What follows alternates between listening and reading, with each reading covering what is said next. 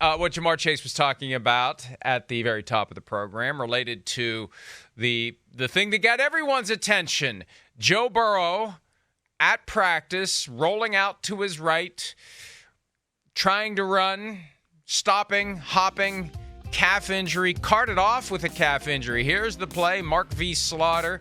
Mark V. Slaughter bought the fake, and then just after a couple of steps, there it is. And he's got a sleeve on the calf already.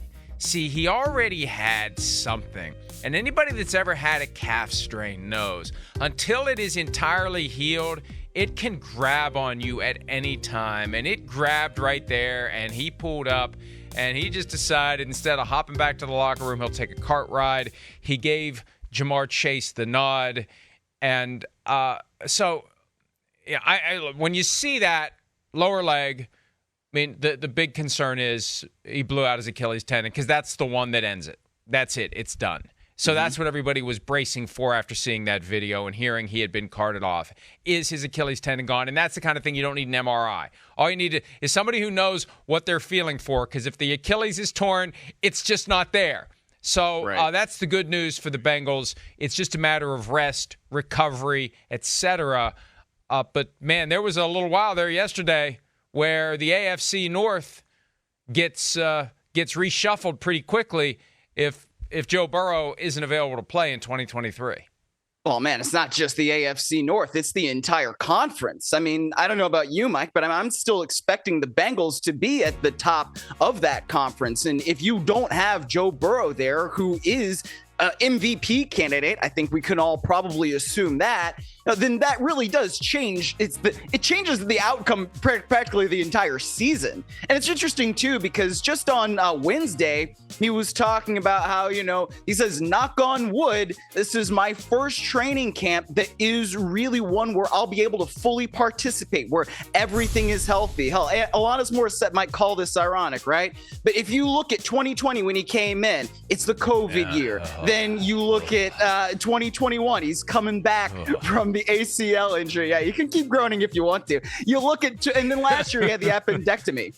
So I think that whenever you have something like this, if it does hopefully just end up being the calf strain, right, and that's what the Bengals have kind of put out there, then you're saying, all right, well, Joe Burrow could still be ready for the opener. And even if he's not ready for the opener, then it's not going to be something that's too long term, right? And that means that the Bengals are still going to be able to be at the top of the AFC North. They're still going to be at the top of the conference. But if you were talking about anything else other than that, I mean, oh my gosh, it changes the complexion of the entire 2023 NFL season to me.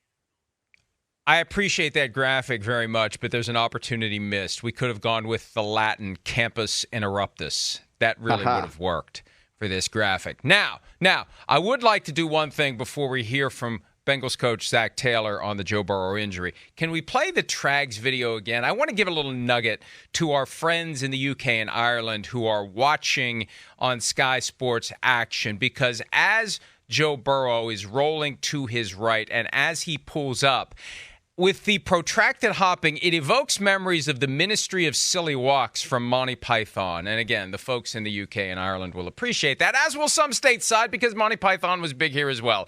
And I only can say that because he's fine. Obviously, we wouldn't be having that fun if he was anything but fine. And here is Zac Taylor from yesterday expressing confidence that Joe Burrow will indeed be fine.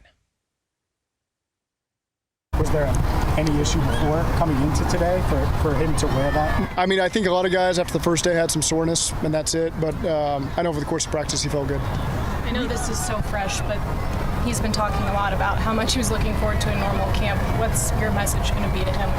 Well, we don't have any information yet, so I'm not going to have any message ready until we get more info. With the outside the pocket freelance stuff, was that built into the plan today? No, not necessarily. Was he just tucking it there? Yeah, he was just scrambling. Yeah. Message to the team, Zach, after something like that happens, obviously the team. Message. This is football. Guys go down with an injury that maybe is a day thing. Who knows? So we don't message the team after every single person goes down. There's a lot of guys that had soreness today, that had reps cut down a little bit. So that's just part of playing football in training camp. Sounds like it's don't panic. Sure. Did you change the practice plan at all after Joe left? No. Zach, do you worry that when injuries like this happen for some of the guys with some of their contract stuff, that this might impact them wanting to practice? Nope. Yeah. Serenity now. Serenity now. There is no way Joe Burrow should set foot on a practice field or play in a game until he gets his contract finalized. That's the big takeaway from yesterday. Yeah. And I've got some other thoughts on that as well. But I love how Zac Taylor tries to interject the same nonchalance that he would apply if you've got your left guard gets banged up and you put the backup in, or your left outside linebacker gets injured and you put LB2. And this is the guy that is the centerpiece of your franchise, the most important player that the Bengals have ever had on their team. It would be a somewhat bigger deal, Myles, if Joe Burrow was not able to go for an extended period of time.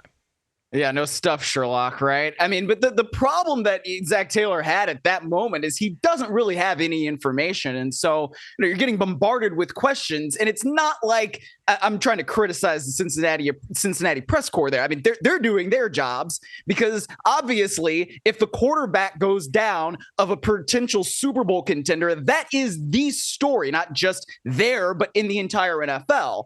But if you're Zac Taylor, you really don't have much information other than we know it's a calf injury. We don't know how long he's going to be out. We don't know how severe the calf strain is, if it is a calf strain, if it could be something else, right? So all he can do is kind of field questions in that way. And I think that's one of the things that has made Zac Taylor as successful as he's been there, aside from the fact that he has Joe Burrow, is that he is so steady. And I think that even keel demeanor has really, really helped him lead the Bengals over the last couple years through all the things that they have had to navigate through. So, I mean, I kind of feel for Zac Taylor in that moment where, you understand that this is the story, but there's only so much you can do when you don't have any information.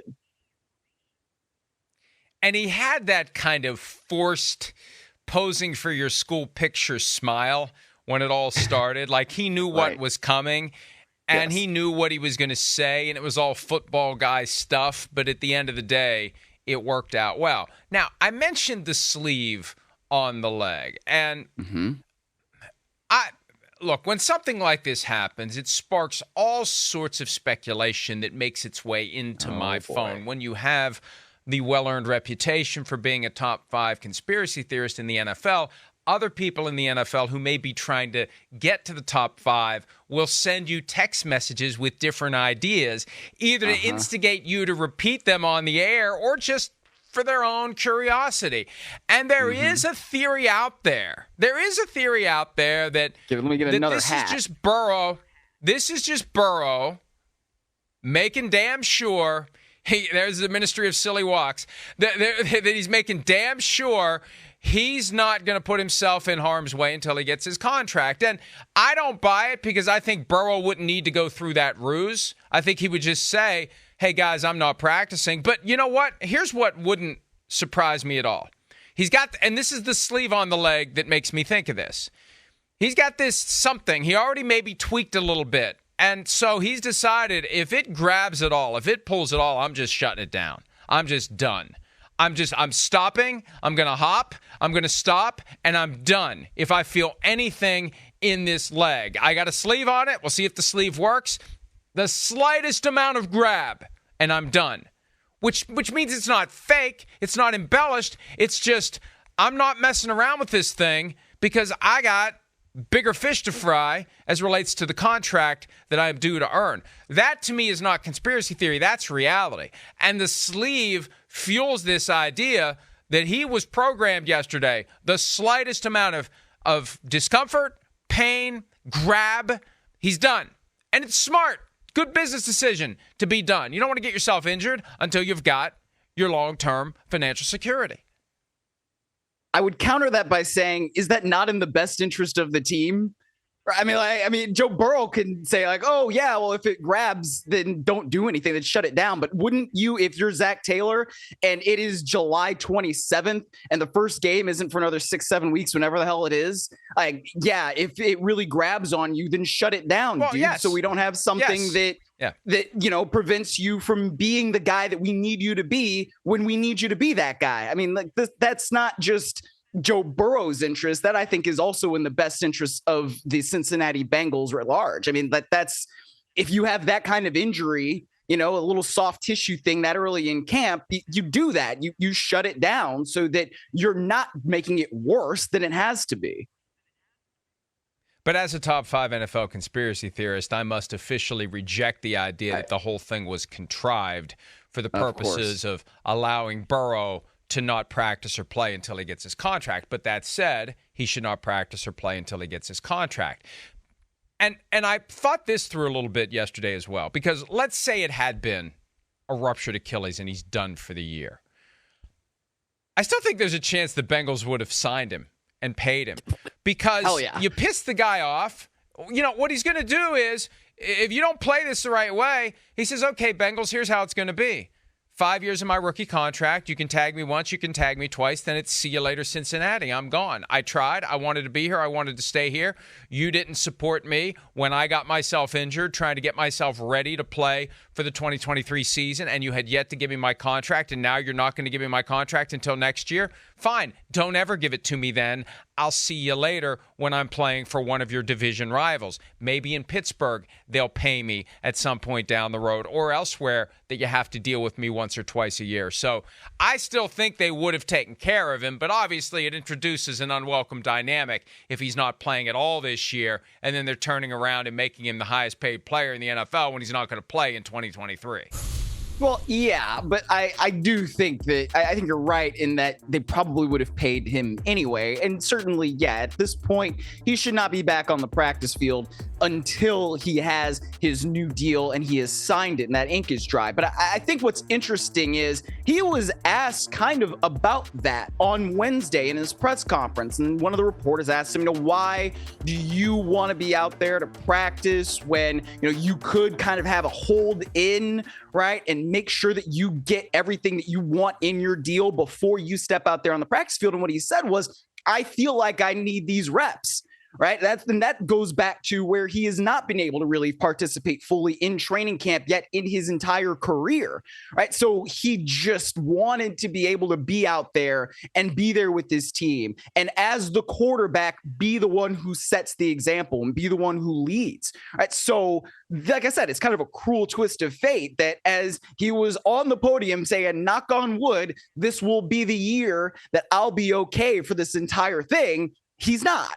So we'll see how long he's going to be out for. But like I said, at least he's not going to be out for the entire year with something like this.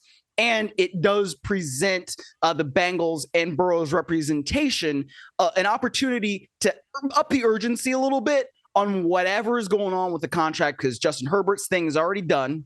And now all you need to do is just hammer this thing out. I mean, that's got to be priority A for the Bengals and for Burrow's representation over however long this thing lasts, so that he has the security that he needs to feel comfortable when he steps out there on the field next.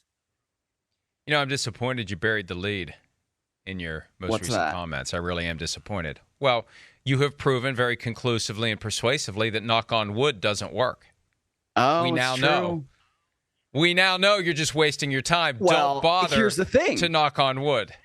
He said it. I don't know if he actually did it. Like, I don't know what that podium's made out of in Cincinnati. I don't know if there's wood anywhere. I don't know if the reporters have desks, if they were knocking on wood. I mean, is that journalistically sound if you knock on wood as a reporter for a player that you cover? I don't know. I mean, hey, if you say it, it's one thing, but if you do it, it's another.